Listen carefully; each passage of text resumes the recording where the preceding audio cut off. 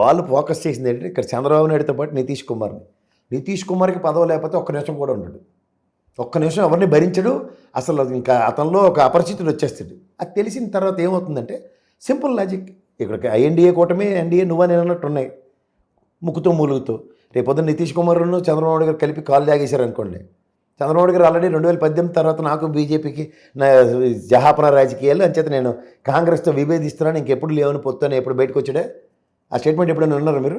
కాంగ్రెస్కి మాకు ఓన్లీ తెలంగాణ వరకు పరిమితం, ఇంకెప్పుడు మా కాళ్ళతో పొత్తు ఉండదేమో అని చెప్పారా?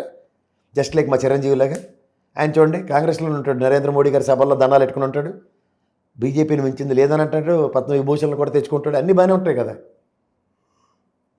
సో ఇవన్నీ జరుగుతున్నప్పుడు ఈ రెండింటిని ఆద్యంతం గమనిస్తే ప్రజలందరికీ అర్థమవుతుంది ఎవరెవరు సన్నిధానాల్లో ఎవరు ప్రాపకాల కోసం, ఎవరు మన్ననల కోసం ఎవరు రాజకీయాలు చేస్తారన్న దగ్గర. రేపొద్దున నితీష్ కుమార్తో జరిగే ఉపద్రవానికి వేడి నీళ్ళకి సన్నీళ్ళు తోడైనట్టు చంద్రబాబు కూడా తోడైతే ఏంటి అన్న దగ్గర ఇవాళ ఈ నెత్తికి తెచ్చిన చట్టం ఏంటంటే 30 రోజులు జైల్లో ఉంటే